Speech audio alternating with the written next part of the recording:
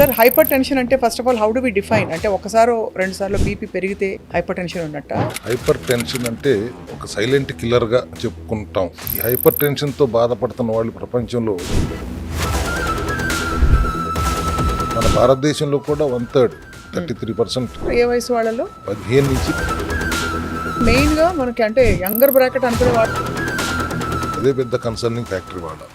BP ఎంత మోతాదులో ఉంటే గుడ్ యాక్సెప్టబుల్ బార్డర్ లైన్. 120/80 అనేది జనరల్ గా అందరూ స్టాండర్డ్ గా మాట్లాడుకుంటుంది. కానీ 120/80 130/85 అనేది కాకుండా దారుణమైన నంబర్స్ అయితే అటువంటి కండిషన్స్ వచ్చినప్పుడు దాని వలన వచ్చే కాంప్లికేషన్స్ కూడా. ఈ రిఫైన్డ్ ఆయిల్ కొంతమంది డాక్టర్లు కూడా అడ్వర్టైజ్ చేశారు ఇది హార్ట్ హెల్దీ అని. ఐ అబ్జెక్ట్ ఈ పాయింట్ లో కెమికల్స్ తో చేసిన ఆయిల్స్ ఏదైనా కూడా ప్రిఫరబుల్లీ నో రిఫైన్డ్ ఆయిల్ అనేది. పిల్లలకు ముఖ్యంగా ఫ్రెంచ్ ఫ్రైస్ తీసుకుంటే ఆరెంజ్ కలర్ పొడి ఇస్తారు. ఒక్క ఫ్రెంచ్ ఫ్రైసే కాదు, బనానా చిప్స్ చూసుకోండి, దాంట్లో కూడా వాళ్ళు ఉన్నట్ ఆయిల్తో చేస్తున్నారు కాబట్టి హెల్దీ అనుకుని తింటాం, ఇప్పటి నుంచి చేస్తున్నాం. కానీ ఆఫ్ లేట్ గమనించింది ఏంటి అంటే సార్ ఇక్కడ సెల్ కార్డియా అని హార్ట్ బొమ్మ ఉంది కాబట్టి ఆబ్వియస్లీ కార్డియా అంటే హార్ట్ గ్రీక్ వర్డ్ అది కార్డియాను. ఎప్పుడైతే మీరు హై బీపీ ఉంటుందో పల్పిటేషన్ మీద ఎక్కువ ఎఫెక్ట్ పడుతుంది కాబట్టి cell rhythm majority doesn't no.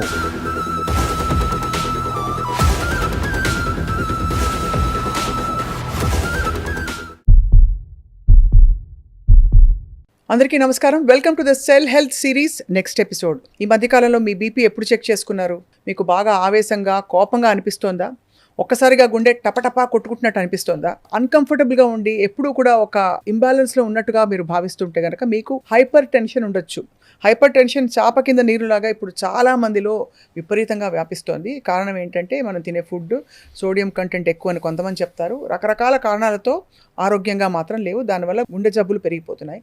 ఇవాళ ఆల్ అబౌట్ హైపర్ టెన్షన్, అసలు ఎందుకు వస్తుంది, ఎలా అరికట్టాలి, అలాగే ఎలాంటి ఫంక్షనల్ మెడిసిన్ సప్లిమెంట్స్ తీసుకోవాలి, ఇవన్నీ మాట్లాడదాం. We have with us the founder of cell health clinics doctor Chinta Ravikumar గారు. Sir welcome to Suman TV. Hello అమ్మా. Hello sir. Sir hypertension అంటే first of all how do we define అంటే ఒకసారి రెండు సార్లు బీపీ పెరిగితే హైపర్ టెన్షన్ ఉన్నట్ట. What is hypertension actually? Hypertension అంటే ఒక సైలెంట్ కిల్లర్గా చెప్పుకుంటాం జనరల్గా. ఈ హైపర్ టెన్షన్తో బాధపడుతున్న వాళ్ళు ప్రపంచంలో 30% 3/3 ఉన్నారనేది WHO నివేదిక. దాంట్లో 42% మందికి మాత్రమే దాని గురించి ఒక అవగాహన ఉండి దానికి సంబంధించిన ట్రీట్మెంట్ తీసుకుంటున్నారు అనేది కూడా WHO ప్రకటించింది. మన భారతదేశంలో కూడా 1/3 33% is suffering with hyper tension, అధిక రక్తపోటు, హై బ్లడ్ ప్రెషర్. దాంట్లో మనం గమనించాల్సింది ఏంటి, 15 సంవత్సరాల నుంచి 45 సంవత్సరాల మధ్యలో ఉన్న వాళ్ళల్లో 24% మగవాళ్ళల్లో 21% ఆడవాళ్ళల్లో ఈ హైపర్ టెన్షన్ ఉంటుంది అనేది NHFS జర్నల్లో ప్రకటించారు. అది కూడా 21లో. ఏ వయసు సార్? ఏ వయసు వాళ్ళలో? 15 నుంచి 45 సంవత్సరాల లోపు. అంటే మెయిన్ గా మనకి అంటే యంగర్ బ్రాకెట్ అనుకునే వాళ్ళలోనే ఉంది హైపర్ టెన్షన్. అదే పెద్ద కన్సర్నింగ్ ఫ్యాక్టరీ వాళ్ళ. దాంట్లో సగం మంది కంటే తక్కువ మంది దాని గురించి అవగాహనతో ఉంటున్నారు, ట్రీట్మెంట్ తీసుకుంటున్నారు. అంటే majority doesn't know that they have hypertension అనేది. అందుకే మా సెల్ హెల్త్ క్లినిక్లో our motto is to create an awareness. ముందు ఒక సరైన అవగాహన హైపర్ టెన్షన్ గురించి, అధిక రక్తపోటు గురించి తెలియపరచాలనేది, at the same time proper diagnose చేస్తూ లైఫ్ స్టైల్లో కరెక్షన్స్, న్యూట్రిషన్లో కరెక్షన్స్ చెప్తూ వాళ్ళ హెల్త్ కండిషన్కి అనుగుణంగా దానికి తగ్గట్టు సప్లిమెంటరీ ప్రోటోకాల్ ఇవ్వటం ఒక మెయిన్ సబ్జెక్ట్గా మేము భావిస్తాం cell health. Because it's a very dangerous element. అసలు హైపర్ టెన్షన్ అంటే ఏంటి? మన రక్తనాళాల్లో రక్తం సాధారణంగా ప్రవహించాల్సిన దానికంటే బలంగా, ఫోర్స్గా ప్రవహించడం వలన వచ్చే సమస్యనే హైపర్ టెన్షన్ అంటాం. ఎగ్జాంపుల్కి ఒక వాటర్ పైప్ ఉందండి, వాటర్ ఫ్లో పైప్ కెపాసిటీకి మించి ఫ్లో అవుతుంది. ఏం జరుగుతుంది, ఒక స్టేజ్కి వచ్చిన తర్వాత అయితే ట్యాప్ దగ్గర పైప్ ఊడిపోతుంది, లేదంటే పైప్ బర్స్ట్ అవుతుంది. అట్లాగే అధిక రక్తపోటు ఉన్నప్పుడు దాన్ని మనం చూడకపోతే, దానికి ట్రీట్మెంట్ తీసుకోకపోతే ఒక స్టేజ్కి వచ్చిన తర్వాత సీరియస్ కాంప్లికేషన్స్కి దారితీస్తుంది. హార్ట్ అటాకా, స్ట్రోకా, కిడ్నీ ప్రాబ్లమా, లేదా కంటి చూపు ప్రాబ్లమా, ఏదో ఒకటి అవుతుంది ఖచ్చితంగా. ఇది సైలెంట్ కిల్లర్ అని ఎందుకంటాం? జనరల్గా హైపర్ టెన్షన్, అధిక రక్తపోటు, it comes without any obvious symptoms లేకుండా వచ్చేస్తుంది. కాబట్టి చాలామందిలో ఏదో ఒక అడ్వాన్స్డ్ స్టేజ్ వచ్చే వరకు వాళ్ళకి హై బ్లడ్ ప్రెషర్ ఉంది అనేది వాళ్ళకి తెలియదు. చాలా కొద్ది మంది, వెరీ రేర్లీ వాళ్ళకి ఆ సిమ్టమ్స్ తెలుస్తాయి, తలనొప్పి, కళ్ళు తిరుగుతున్నలాంటివి. So but it is very rare. ఒకసారి సిమ్టమ్స్ అని చెప్పరా సార్? బికాస్ చాలా మందికి మీరు అన్నట్టు వేగ్గా వస్తాయి సిమ్టమ్స్. అసలు సిమ్టమ్స్ తెలియకుండా వస్తాయి. తలనొప్పి ఉండడం, హెడేక్ వస్తుంది, లేదా కళ్ళు తిరుగుతున్నట్టు ఫీలింగ్ వస్తుంది. ఇటువంటి దాని రిస్క్ ఫ్యాక్టర్స్ ఉదాహరణ తర్వాత ఒకటి చెప్పుకుంటూ వెళ్తానికి ముందు ఇంత అసిమ్టమాటిక్గా ఉంటుంది కాబట్టి దాని ప్రమాదం చాలా ఎక్కువ అనేది ఇవాళ ఈ సెషన్ కారణమే. ప్రజల్లో ఒక అవగాహన కల్పించాలి, అవును, నిరంతరం మానిటర్ చేసుకుంటూ ఉండాలి. మీకు లేదనే ఫీలింగ్తో కాకుండా ఏదో పొలిటీషియన్స్ మాట్లాడుకుంటారు మా వాళ్ళకి బీపీ పెరిగింది అని అంత సరదాగా తీసేసుకునే సబ్జెక్ట్ కాదు ఇది. చాలా జాగ్రత్తగా ఉండాలి, దీని మీద కంటిన్యూస్ మానిటరింగ్ అవసరం అనేది చెప్పడానికే నా ఉద్దేశం. ఇప్పుడు బేసిక్గా కన్సర్నింగ్ ఫ్యాక్టర్ ఏంటి, టీనేజర్స్లో ఎందుకు వస్తుంది, యంగ్స్టర్స్లో ఎందుకు వస్తుంది, వాళ్ళకి రిస్క్ ఫ్యాక్టర్స్ ఏంటి? దాంట్లో ఒకటైతే మాడిఫై చేయలేని ఉంటాయి, ఓల్డ్ ఏజ్లో వచ్చినా జెనెటికల్గా ఉన్నా అది పక్కన పెట్టండి. మాడిఫైబుల్ రిస్క్ ఫ్యాక్టర్స్ మీరు ఇందాక అడిగింది, ఒకటి ఒబేసిటీ, అధిక బరువు ఉండటం, 2 excessive consumption of alcohol and tobacco, దానివల్ల కూడా హైపర్ టెన్షన్ పెరుగుతుంది. దెన్ అన్హెల్దీ ఫుడ్, ఉప్పు, నూనె, ఇవన్నీ కూడా వేపుళ్ళు అన్హెల్దీ. ఏదైనా జంక్ ఫుడ్ నుంచి మీరు చెప్పే రిఫైన్డ్ ఆయిల్స్తో వేయించిన కాక నూనెలో ఈత కొట్టించి తింటున్న ఫుడ్ వలన కానీ, యాక్టివిటీ, ఫిజికల్ యాక్టివిటీ లేకపోవటం, sedentary lifestyle, then chronic stress ఉండటం, నిద్ర లేకపోవటం, వీటిలో ఏది మనం మాడిఫై చేసుకోలేము. అధిక బరువు it is manageable, we have to be in proper వెయిట్లో ఉండాలి. సెల్ హెల్త్ క్లినిక్లో మా ప్రోటోకాల్లో ఫస్ట్దే ఒబేసిటీని అడ్రస్ చేయగలుగుతాం, వెయిట్ తగ్గిస్తారు. ఆల్కహాల్ తాగటం మానేయలేరా? సరే మానైపోతే కనీసం తగ్గించండి కొద్దిగా. టొబాకో అయితే ఖచ్చితంగా స్ట్రిక్ట్గా మానేయండి. హెల్దీ ఫుడ్ తినండి, బ్యాలెన్స్ పెట్టుకోండి. ప్రోటోకాల్లో ప్రోటీన్ ఎంత ఉండాలి, మోతాదుకు మించకుండా, ఫైబర్ ఎంత ఉండాలి, అండ్ హెల్దీ కార్బ్స్ ఉండాలి. లీన్ ప్రోటీన్ తీసుకోండి, హెల్దీ కార్బ్స్ తీసుకోండి. మీరు కూడా సార్ 1 kg బాడీ వెయిట్కి 1 గ్రామ్ ప్రోటీన్ అవసరమని నమ్ముతారా? 0.8 to 1 గ్రామ్. 1 గ్రామ్ ఉంటే ఉత్తమం. మీరు కొంతమంది ఎక్సెసివ్ ఎక్సర్సైజ్ చేస్తూ మజిల్ బిల్డ్ చేసేవాళ్ళు ఇంకొద్ది ఎక్కువ 1.2 తీసుకున్నా పర్వాలేదు, కానీ నార్మల్ లైఫ్ స్టైల్లో 0.8 to 1 gram per body weight is ideal. And that to lean protein, healthy protein తీసుకోవాలి అనేది విధానం.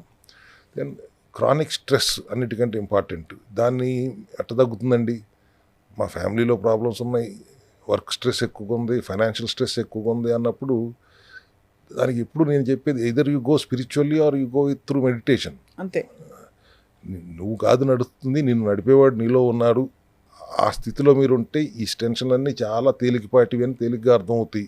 అట్లా కాకపోతే 1 or 2 hours మెడిటేషన్ చేయి, కాన్సన్ట్రేట్ చేయి, ప్రాణాయామం చేయి, బ్రీతింగ్ ఎక్సర్సైజ్ చేసుకో, ఫోకస్ ఆన్ నథింగ్, శూన్యాన్ని చూస్తూ ఒక ఏమీ ఆలోచన లేని స్థితిలో ఉండటానికి ప్రయత్నం చేయి. కనీసం ఆ 1 or 2 hours అన్నా నీకు ఆ స్ట్రెస్ కండిషన్ నుంచి రిలాక్స్ అవుతారు అనేది. ఎప్పుడైతే స్ట్రెస్ నుంచి రిలాక్స్ అవుతారో you can have proper sleep also. That is 1 factor. నిద్ర కూడా హైపర్ టెన్షన్ తగ్గిస్తుంది కదా సార్? మంచి నిద్ర, quality sleep of at least 7 hours of quality sleep ఉంటే ఖచ్చితంగా తగ్గుతుంది. తెలియకుండా వస్తున్న ఈ హైపర్ టెన్షన్ వల్ల వచ్చే కాంప్లికేషన్స్ ఏంటి? అసలు బీపీ ఎంతలో ఉండాలి సార్? ఎంత మోతాదులో ఉంటే గుడ్, యాక్సెప్టబుల్ బార్డర్ లైన్? 120/80 అనేది జనరల్గా అందరూ స్టాండర్డ్గా మాట్లాడుకుంటుంది. కానీ ఈ 120/80 130/85 అనేది కాకుండా ఐఎమ్ సీయింగ్ పీపుల్ విత్ 200/120తో వస్తున్నారని కూడా చూశాను నేను. సో దారుణమైన నంబర్స్ అయితే. అటువంటి కండిషన్స్ రావడానికి వచ్చినప్పుడు దానివల్ల వచ్చే కాంప్లికేషన్స్ కూడా చాలా దారుణంగా ఉంటాయి. రక్తనాళాల్లో మైక్రోస్కోపిక్ టేర్స్, సూక్ష్మమైన పగుళ్ళు ఏర్పడతాయి. రక్తనాళాల్లో పగుళ్ళు ఏర్పడితే ఏమవుతుంది? మీరు మొత్తం బ్లాస్ట్ అయిపోతుంది. అంతే కదా. ఇన్ఫ్లమేషన్ ట్రిగ్గర్ చేసి ప్లేక్ ఫార్మేషన్ కారణమవుతుంది. ఇది ఫర్దర్గా మళ్ళీ స్ట్రోక్కి లేకపోతే పెరిఫెరల్ ఆర్టీరియల్ డిసీజెస్కి కారణమవుతుంది. ఎథెరోస్క్లెరోసిస్ కండిషన్ డెవలప్ అవుతుంది. హార్ట్ మీద లోడ్ పడితే స్ట్రోక్ ఫార్మేషన్, స్ట్రోక్ కానీ అటాక్ కానీ ఏదైనా త్వరగా జరుగుతుంది. దాన్ని వెంట్రికులర్ హైపర్ట్రాఫీ డెవలప్ అవుతానికి కారణమవుతుంది. ఆర్టరీస్ ఎక్కడ లేవు, రక్తనాళాలు శరీరం మొత్తం ఉంటాయి కదా. రీనల్ ఆర్టరీస్లో డ్యామేజ్ జరిగితే కిడ్నీ డ్యామేజ్ అయ్యి క్రానిక్ కిడ్నీ డిసీజ్కి దారితీస్తుంది. రెటినల్ ఆర్టరీస్లో ప్రాబ్లం వస్తే కంటి చూపు మందగిస్తుంది. ఇట్లా ప్రతి చోట ఇంత ప్రమాదకరంగా శరీరం మొత్తం ఉన్న రక్తనాళాల్లో చాలా ప్రమాదం పొంచి ఉంది అనేది అర్థం చేసుకోవాలి.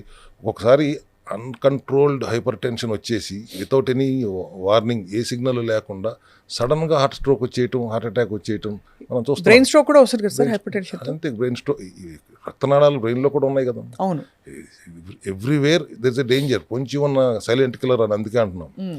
ఏమి ఆబ్వియస్ సిమ్టమ్స్ లేకుండా వస్తుంది కాబట్టి. సో ఇక్కడ ఒక బ్రహ్మ ప్రశ్న సార్. మామూలుగా హైపర్ టెన్షన్ అంటే మాకు వేగంగా పరిగెడుతుంది రక్తం అని అర్థం, చాలా ప్రెషర్ ఎక్కువ ఉందని. దాంతోపాటు కొలెస్ట్రాల్ కూడా ఉంటే బ్లడ్ థిన్నర్స్ ఇస్తారు, లేకపోతే కొన్ని హార్ట్ సిమ్టమ్స్ ఉంటాయి. ఆల్రెడీ ఆ హార్ట్ సిమ్టమ్స్ ఉండి ఆ థిన్నర్స్ ఇవ్వడం వల్ల ఇంకా వేగంగా పరిగెట్టదా బ్లడ్, లేదు ఆ క్లాట్స్ ఆపుతుందంటారా? క్లాట్స్ ఆపటం కోసం వీళ్ళు బ్లడ్ థిన్నర్స్ ఇస్తారు. బ్లడ్ థిన్నర్స్కి ఇంకో కారణం కూడా ఏంటంటే, ఏదైనా ఇంజరీ జరిగితే బ్లడ్ ఫ్లో ఆగదు హార్ట్ ప్రాబ్లం ఉన్న వాళ్ళకి అనే ఉద్దేశంతో బ్లడ్ థిన్నర్స్ ఇస్తారు. బట్ కొలెస్ట్రాల్ ఎక్కువ ఉండటం వల్ల బీపీ పెరుగుతుంది అనేది లింక్డే, కానీ అసలు cholesterol is not bad at all. Band aid వాడినట్టు వాడుతుంది శరీరం. Cholesterol is produced by liver. మనం తినే ఆహారం నుంచి వెళ్ళే కొలెస్ట్రాల్ 5%, 10% కూడా ఉండదు. అది మనం అమాంతం అసలు అది కట్ చేసేయండి, ఇది కట్ చేసింది అంటాం, బట్ బాడీ లివర్ ప్రొడ్యూస్ చేసే అదే మన కొలెస్ట్రాలే ఎక్కువ. ఎస్, దాన్ని సెల్స్, టిష్యూస్ అని వాడుకోవటానికి ఒక ట్రాన్స్పోర్టర్ లాగా లో డెన్సిటీ లిపోప్రోటీన్ లివర్ నుంచి తీసుకొచ్చి బాడీలో వాడుకోవటానికి తీసుకొచ్చి ఇస్తుంది. By end of the day మీరు వాడుకున్న తర్వాత మిగిలిపోయిన కొలెస్ట్రాల్ని మళ్ళీ తీసుకెళ్లి లివర్లో పెట్టడానికి హై డెన్సిటీ లిపోప్రోటీన్ ఉపయోగపడుతుంది. So LDL is always higher than HDL. But balance maintain చేయడం కోసం ఎల్డిఎల్ని మరి ఎప్పుడు బ్యాడ్ చేస్తారు? By the way your eating. దాన్ని ఆక్సిడైజ్ చేసి స్టిక్కీగా ఫార్మ్ అయితే అది వెళ్ళి ఆర్టరీస్లో కూర్చుంటుంది. So LDL is not bad, HDL is not good అనేది పర్ఫెక్ట్గా అదే అని చెప్పడానికి లేదు. LDL becomes bad because of your eating habits. Right. అప్పుడు దాని మీద వెళ్ళి కూర్చున్నప్పుడు ఆ స్టిక్కీ ఐటమ్ మీద మళ్ళీ కాల్షియం ఫ్లేక్స్ వెళ్ళి కూర్చోవడం వల్ల బ్లాక్స్ వస్తున్నాయి. కాబట్టి కొలెస్ట్రాల్ ప్రమాదకరం చూసుకోండి అని చెప్తారు. అంతే. కొలెస్ట్రాల్ కూడా మనం ఆక్సిడైజ్ అవ్వకుండా చూసుకోండి. ఆక్సిడైజ్ అయిందంటే మళ్ళీ మీ బ్లడ్ ప్రెషర్ కూడా పెరుగుతుంది, కాల్షియం ఫ్లేక్స్ వెళ్ళి ఫార్మ్ అవుతాయి. హార్ట్ బ్లాక్స్కి ప్రధానమైన కారణం కాల్షియం ఫ్లేక్సే. అది ప్లేకి వెళ్ళి కూర్చోవడానికి ప్రధానమైన కారణం ఎల్డిఎల్ బ్యాడ్ అయిపోవటం వల్ల, కొలెస్ట్రాల్ స్టిక్కీగా మారిపోవటం వల్ల. Right. So one after one అన్ని కండిషన్స్ కలిస్తే హార్ట్ అటాక్ అనే దానికి మించి ఇంకేముంటుంది? సడన్గా వచ్చేసిందంటే మీరు there is nothing else you can do. Allopathy is there. దేవుళ్ళలాగా అక్కడ అలోపతి ఉపయోగపడుతుంది if you can go in on time. ఎమర్జెన్సీకి అలోపతికి మించింది ఏముంది? సో బట్ తీసుకోవాల్సిన జాగ్రత్తలు ముందు మనం తీసుకోకుండా మనం అదే బీపీఏగా అని ఒక ట్యాబ్లెట్ వేస్తే సరిపోతుంది. కనీసం ఆ ట్యాబ్లెట్ వేసుకునే పరిస్థితి కూడా ఉండాలి. కంటిన్యూస్ మానిటరింగ్ అయితే ఖచ్చితంగా ఉండాలి. బీపీఏ కదా అని చూసుకోకుండా ఉంటే అది సడన్గా వచ్చేస్తుంది మీదకి. So that is major problem. అందుకే సైలెంట్ కిల్లర్ అని కదా మనం అనేది దాన్ని. అవును, ప్రపంచవ్యాప్తంగా we call it as a silent killer because I'm talking about killing. Correct. So be careful అనేది మా ఉద్దేశం. సెల్ హెల్త్లో మేము రోజు 3-4 చూస్తుంటాము. 20 నుంచి 30 సంవత్సరాల లోపు నుండి హార్ట్ అటాక్, మన బ్లడ్ ప్రెషర్తో హై బీపీతో డయాగ్నైజ్ అయ్యి వచ్చేవాళ్ళని. సో వాళ్ళ కేస్ హిస్టరీ తీసుకుంటారు కదా సార్, వాళ్ళకి ఏ ఫుడ్స్ కానీ ఏ కండిషన్స్ కానీ వాళ్ళకి ఈ కండిషన్ దారితీతే ఉప్పు ఎక్కువ తింటారా, లేకపోతే మీరు అన్నట్టు ఆల్కహాల్ లాంటి హ్యాబిట్స్ ఉండడమా, లేక హై స్ట్రెస్ జాబ్స్ నైట్ షిఫ్ట్లు ఉండడమా, లేదు భార్యతో ఇంట్లో పడకపోవడమా, ఎలాంటి కారణాలు ఉంటాయి సార్? జంక్ తినటం ఒకటి మేజర్ కారణం. అండ్ స్ట్రెస్ ఎక్కువ తీసుకోవటం, ఒబేసిటీ ఉండటం, ఫిజికల్ యాక్టివిటీ లేకపోవటం, ఇవన్నీ కలిపి వస్తున్నాయి. అదొక్కటే కాకుండా దానికి రిలేటెడ్గా హై బీపీతో రిలేటెడ్గా ఉన్న అథెరోస్క్లెరోసిస్ లాంటి కంప్లైంట్స్తో ఉన్న వాళ్ళు కూడా వస్తున్నారు. అసలు కొంతమంది అయితే ఇక్కడ వేరే ప్రాబ్లమ్స్తో వచ్చి టెస్ట్ చేసుకుంటున్నప్పుడు అప్పుడు వాళ్ళకి హై బీపీ ఉందని తెలుస్తుంది. అప్పుడు దాకా వాళ్ళకి తెలియదు. ఇటువంటి కండిషన్స్లో ఉన్నప్పుడు we have to be ultra careful. Is one of the factor. Sodium uptake కూడా తగ్గాలి. అండ్ చాలా అంటే ఉప్పుగా తినకపోయినా సార్ మనకు తినే అన్ని ఫుడ్స్లో ఉండే ఈ ప్రిజర్వేటివ్స్, అడిటివ్స్ ఉంటాయి కదా, టేస్ట్ ఎన్హాన్సర్స్ అన్నీ కూడా హై సోడియం. అందుకే కదా జంక్ అంటే processed food and packaged food ఖచ్చితంగా don't use it at all. And refined ఆయిల్తో వాడి బాగా డీప్ ఫ్రైలు చేసుకుని తినటం, అటువంటి ఫుడ్ తినటం వల్ల కూడా these people are getting this problem. ఇక్కడ ఒక మాట అనక మానలేకపోతున్నాను. ఈ రిఫైండ్ ఆయిల్ కొంత గుండెకి మంచి రిఫైండ్ ఆయిల్ అని చెప్పి కొంతమంది డాక్టర్లు కూడా అడ్వర్టైజ్ చేశారు, ఇది హార్ట్ హెల్దీ అని. ఐ అబ్జెక్ట్ ఈ పాయింట్లో. అదే అవును. బికాజ్ కెమికల్స్తో చేసిన ఆయిల్స్ ఏదైనా కూడా definite is not healthy. I always advocate wood and cold pressed oils వాడుకోండి. అవును, దాని గురించి చాలాసార్లు మాట్లాడాం. But what is the cost of groundnut and what is the cost of oil, ఈ కంపారిజన్ మనం అంతా చేసుకున్నాం. ప్రిఫరబుల్లీ నో రిఫైన్డ్ ఆయిల్ అనేది నా సలహా అందరికీ. ఆయిల్ వాడుకోవటం కూడా వుడెన్ కోల్ ప్రెస్టే కదా విచ్చలవిడిగా వాడటం కూడా కరెక్ట్ కాదు.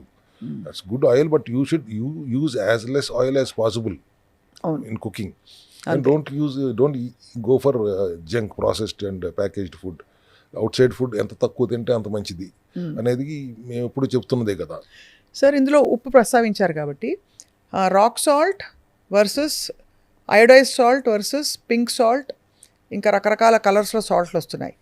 వీటిలో ఏమైనా తేడా ఉంటుందా హైపర్ టెన్షన్ని ఇన్ఫ్లుయెన్స్ చేసే పాయింట్లో? Iodized salt is most dangerous than other salts. ఓహో.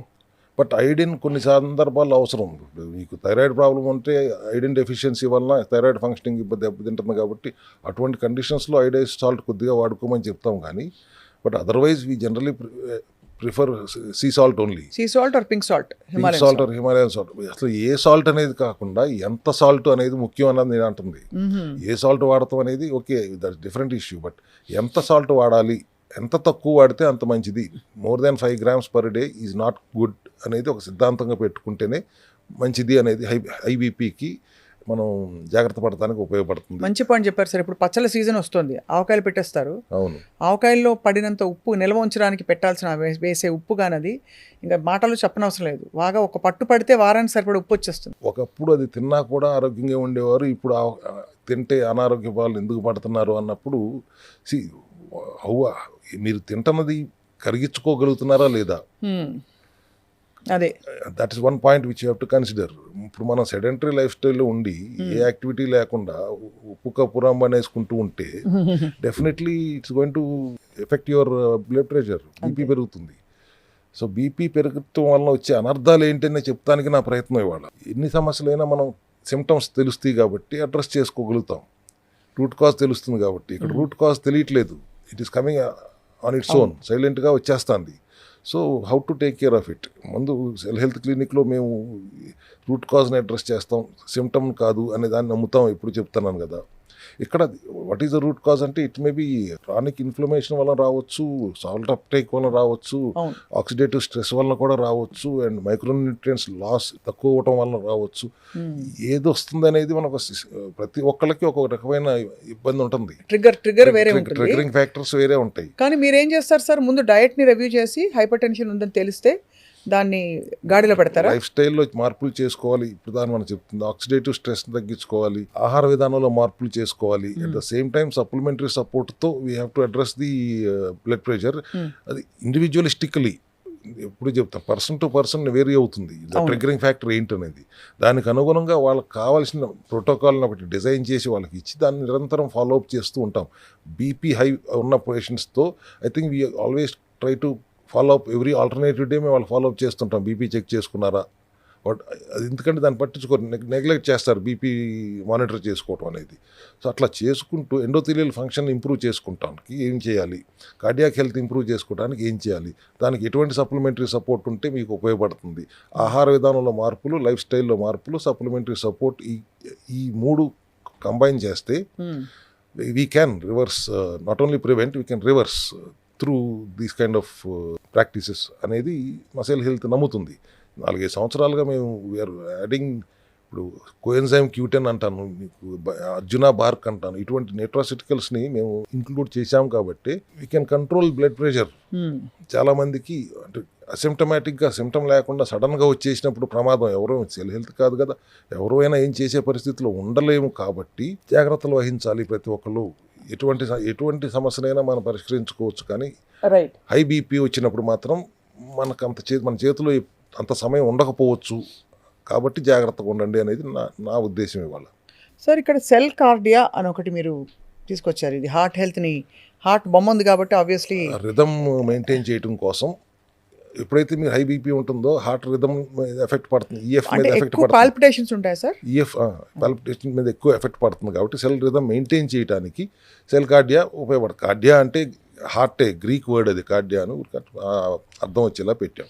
ఇది ఈ కండిషన్ ఉన్నవాళ్ళు వాడాలి. బ్లడ్ ప్రెషర్ ప్రాబ్లం ఉన్నవాళ్ళు వాడుకోవటానికి మంచిది. So it not only blood pressure regulate చేయడంతో పాటు హార్ట్ రిథమ్ని రెగ్యులేట్ చేయడం కూడా మనకు ఇంపార్టెంట్ కదా. దానివల్ల పెరిఫెరియల్గా లంగ్ ప్రాబ్లమ్స్ వస్తాయి. ఒక బీపీతో కనెక్ట్ అయింది ఏంటి, లంగ్ ప్రాబ్లం వస్తుంది, లంగ్తో కనెక్ట్ అయింది హార్ట్ ప్రాబ్లం వస్తుంది. సో బీపీతో లంగ్ ప్రాబ్లం ఎలా వస్తుంది సార్? అంటే మనకి బ్రీదింగ్ ఇష్యూస్ వస్తాయనా? హై బీపీ ఉన్నప్పుడు లంగ్లో కూడా వెజల్స్ ఉంటాయి కదా, ఆర్టరీస్ ఆర్ దేర్ ఎవ్రీవేర్. అవును. సో ఆర్టరీస్ ఓవర్ఫ్లో అవుతున్నప్పుడు ఇమీడియట్ డ్యామేజింగ్ ఆర్గన్ ఏదంతా ఇదర్ లంగా లేకపోతే హార్టా అనేదిగా చూస్తాం. So ensure that lung health is maintained, addressed and heart health is addressed along with blood pressure. ఇందాక అర్జున బార్క్ అన్నాను కదా, అర్జున బార్క్ ఉన్న సప్లిమెంట్ సపోర్ట్తో బీపీని రెగ్యులేట్ చేయగలుగుతున్నాం. మన కార్డియో మ్యాక్స్ అనేది మన దగ్గర ఉన్న ఒక supplement. So what do cutout sir? ఒక 3 వస్తువులు మీ క్లయింట్ పేషెంట్ ఫుడ్లోంచి చాట్లోంచి కట్ చేసేయాలంటే రేపటి నుంచి ఇది బంద్ అని చెప్పేవి ఉంటాయి సార్? అంటే ఆబ్వియస్ ఆల్కహాల్ అలాంటివి కాదు, మనం మంచివే అనుకుని తినేవి, అలాంటివి ఏమేమి కట్ చేసేస్తారు? ఒకటి డెఫినెట్లీ ఉప్పు.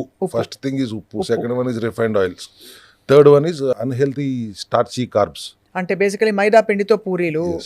ఒక 4 చెప్దాం సార్, అందరికి అర్థమవుతుంది అప్పుడు. మైదా పిండితో పూరీలు, శనగపిండితో మామూలుగా ఇలా కుండ నూనెలో వేయించిన బజ్జీలు, పునుగులు. రోడ్డు అమ్మడం అమ్ముతుంటారు కాక నూనెలో, వాడిన నూనె మళ్ళీ మళ్ళీ వాడుతూ దానిలోనే వేస్తున్న బజ్జీలు చాలా రుచిగా ఉన్నాయని తెగ తింటుంటారు. వాటి వలన కూడా ఫస్ట్ వచ్చే ప్రాబ్లం హై బీపీ లేకపోతే బ్లడ్ ప్రెషర్గా పెరిగిన దాని వల్ల వచ్చే హార్ట్ ప్రాబ్లమ్స్. సార్ పిల్లలకు ముఖ్యంగా ఫ్రెంచ్ ఫ్రైస్ తీసుకుంటే ఒక ఆరెంజ్ కలర్ పొడి ఇస్తారు, పెరి పెరి ఫ్రైస్. మీరు ఎప్పుడైనా తిన్నారు సార్? అది తిన్నాను, అప్పుడప్పుడు తింటా ఉంటాం చూడాలి కాబట్టి. బట్ ఒక్క ఫ్రెంచ్ ఫ్రైసే కాదు, బనానా చిప్స్ చూసుకోండి, దాంట్లో కూడా వాళ్ళు ప్రిజర్వేటివ్స్తో పాటు టేస్ట్ ఎన్హాన్సర్స్ లాగా మళ్ళీ ఉప్పునే వాడతారు. అవును, బనానా చిప్స్ యాక్చువల్లీ చాలా హెల్దీ అనుకున్నాను సార్ నేను, ఎందుకంటే కేరళ నుంచి వస్తుంది కదా, కేరళలో కొబ్బరి నూనె వాడతారు కదా. సో ఈ పిక్చర్లో నాకు హెల్దీ ఫుడ్ అనే ఒక పడిపోయింది మైండ్లో. సో ఫ్లైట్లో కూడా మనం బనానా చిప్స్ కొనుక్కుంటాం ప్యాకెట్, అందులో విపరీతమైన అడిటివ్స్, ఇంకా డీప్ ఫ్రైడ్ అన్ని అవలక్షణాలు ఉన్నాయి. ఆ కోకోనట్ ఆయిల్తో చేస్తున్నారు కాబట్టి హెల్దీ అనుకుని తింటాం, ఎప్పటి నుంచో చేస్తున్నాం. కానీ ఆఫ్ లేట్ గమనించింది ఏంటి అంటే they are using preservative salts, దాంట్లో అడిటివ్స్ వాడుతున్నారు కాబట్టి ఇవన్నీ కట్ చేసేమని చెప్తారు. దాంతో పాటు మీరు ఇచ్చే సప్లిమెంట్స్ ఇస్తారు. అండ్ మనకి థెరపీస్ ఏమైనా ఉంటాయి సార్? ఫిజికల్ థెరపీస్, ఇప్పుడు కొలోన్ హైడ్రోథెరపీ ఓవరాల్ సర్వరోగ నివారణ ఆల్మోస్ట్.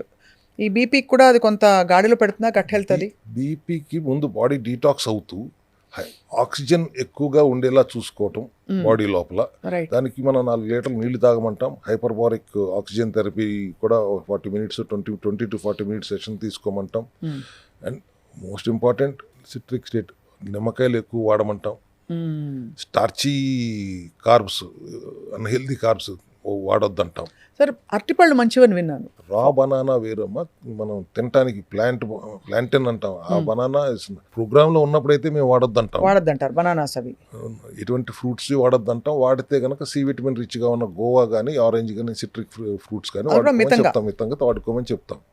ఆటోఫేజీలో ఉన్నప్పుడు fruits are allowed, carbs are also allowed. కాబట్టి బట్ మనం మాట్లాడుకుంటుంది హైపర్ టెన్షన్ అంటే అధిక రక్తపోటు.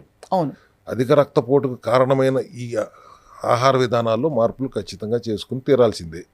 లేకపోతే ప్రమాదం పొంచే ఉంది, ఏ నిమిషంలో అది అటాక్ చేస్తుందో మనకు తెలియని పరిస్థితి. కాబట్టి జాగ్రత్త వహించండి.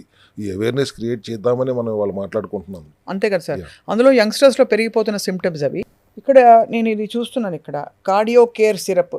మనకి ఇందాక మీరు చెప్పిన సప్లిమెంట్కి దీనికి ఇది same thing in different form. This is again heart health maintain అవ్వటం కోసం, బీపీ రెగ్యులేట్ అవడానికి 2 రకాలుగానే పనికి వస్తుంది. సిరప్ రూపంలో తీసుకొస్తే బయోఅవైలబిలిటీ పెరుగుతుంది కాబట్టి ఇట్ వర్క్స్ ఇమీడియట్లీ. బయోఅవైలబిలిటీ పెంచడానికి ఏం కావాలి? ఇప్పుడు లంగ్ ఇన్ఫెక్షన్ వచ్చింది అనుకోండి, జనరల్గా అందరూ యూకలిప్టస్ ఆయిల్ బేస్డ్గా చేస్తారు. మేము ఒక రోలర్ తీసుకొచ్చాము, ఆక్సీ లైఫ్ అని.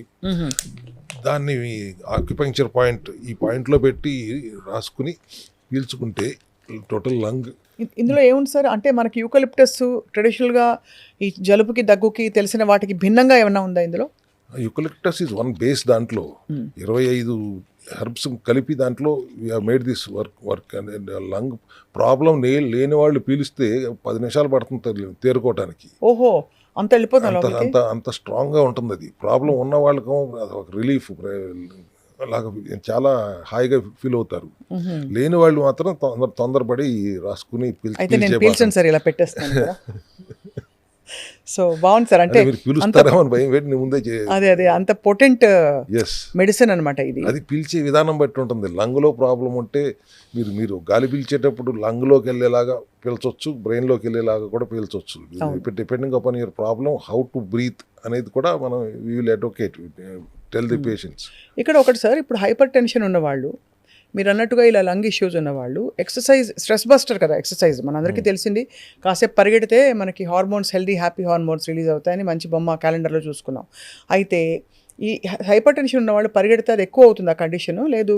హైపర్ టెన్షన్తో హార్ట్ రేట్ పెరుగుతుందేమో కానీ పరిగెత్తడం వల్ల. హై బీపీ ఉన్నవాళ్ళు ఎక్సర్సైజ్ చేస్తాం, కంపల్సరీగా చేయాలి. కానీ పరిగెత్తాలు లాంటివి చేయమని నేనేమీ చెప్పట్లేదు. We have 45 minutes of brisk walking, nothing to worry. But BP monitor చేస్తూ బీపీ ఉన్న వాళ్ళు ట్యాబ్లెట్ వాడుకోవడం మాత్రం కంపల్సరీ. మేము అన్ని సప్లిమెంట్స్ మందులన్నీ తీసేయండి, మొదటి రోజు నుంచి వాడబాకండి, షుగర్ ట్యాబ్లెట్ 4 రోజులు వాడకుండా రండి అని చెప్తాం. బీపీ ట్యాబ్లెట్ మాత్రం ఏ రోజు మేము ఆపండి అని చెప్పాం. నిదానంగా మన లైఫ్ స్టైల్లో మార్పులు చేసుకుంటూ ట్యాపర్ చేసుకుంటూ ఒక 3 నెలలకు 4 నెలలకు బీపీ ట్యాబ్లెట్ అవసరం లేని పరిస్థితిలో తెచ్చుకుందాం. ఆహార విధానంలో మార్పులు, లైఫ్ స్టైల్లో మార్పులు చేసుకుంటూ అనేది మేము సెల్ హెల్త్ క్లినిక్లో ఇప్పుడు చెప్పే నినాదం అనుకోండి. As a spiritual routine sir, మామూలుగా చాలామంది జర్నలింగ్ చేస్తారు, రాస్తారు వాళ్ళ స్ట్రెస్కి కారణాలు కానీ ప్రాబ్లమ్స్ కానీ ఏమైనా బాధ పెడుతున్న విషయాలు ఉంటాయి.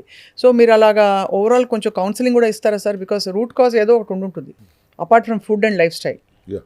మోటివేట్ చేయటం, కౌన్సిలింగ్ ఇవ్వటం అనేది మన సెల్ హెల్త్ క్లినిక్లో అనునిత్యం జరుగుతూనే ఉంటుంది. Because they should understand the root cause first. మాకు తెలిస్తే ఉపయోగం ఉంది, ఎదుటి వాళ్ళకి తెలియాలి కదా.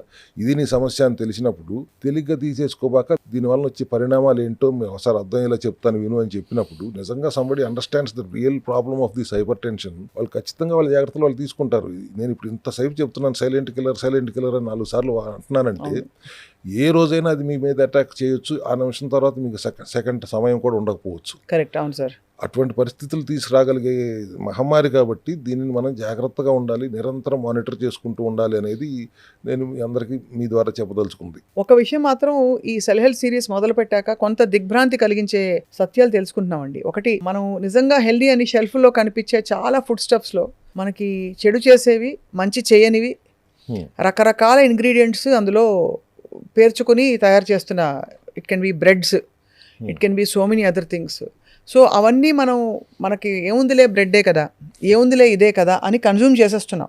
అది కొన్ని సంవత్సరాల పాటు కన్జ్యూమ్ చేసినప్పుడు ఆటోమేటికలీ లోపల సెల్స్ ఇంకా పోరాడలేక గివప్ చేసేసి డ్యామేజ్ అయిపోతున్నాయి.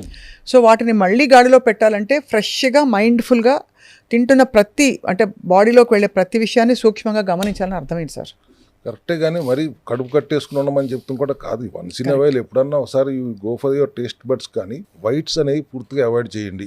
White sugar, white salt, white maida, white rice and white milk also, unless you are sure that it is really coming from the dairy source. ఆవు నుంచో గేదె నుంచో డైరెక్ట్గా వస్తుందా, ప్యాకెట్ పాలు తాగుతున్నారా, ప్యాకెట్ పాలు ఎంతవరకు నిజమైన పాలు, ఇవన్నీ సందేహాలు ఉన్నాయి. కాబట్టి తీసుకోవాల్సిన వైట్స్ అన్నీ అవాయిడ్ చేయండి. అండ్ కాంప్లెక్స్ కార్బ్స్ తీసుకోండి, హెల్దీ ప్రోటీన్ తీసుకోండి, ఫైబర్ రిచ్గా ఉండేలా చూసుకోండి. Balance your diet protocol as per the body circadian rhythm. దానికి అనుగుణంగా మీరు నడుచుకుంటే ఏ సమస్య రావడానికి ఛాన్సెస్ తక్కువ ఉంటాయి. సార్, కొబ్బరి నూనె పొద్దునే పరగడపున తాగడం కొంత బీపీని కామ్ చేస్తుందా? వాసోడైలేటర్ అంటారు దాన్ని. వాసోడైలేటర్గా పనిచేస్తుంది. దాన్ని నేను పొద్దున్నే జస్ట్ కొబ్బరి నూనె డైరెక్ట్గా తాగకుండా you add some ginger, add some pepper, curcumin, లేకపోతే పసుపు, తులసి ఆకులు వాడండి, మింట్ ఆకులు వాడండి. వీటన్నిటితో నీళ్ళలో మరిగించి దాంట్లో కొద్దిగా 10 గ్రాముల కొబ్బరి నూనె వేసుకుని ఒక నిమ్మకాయ పిండుకుని తాగండి.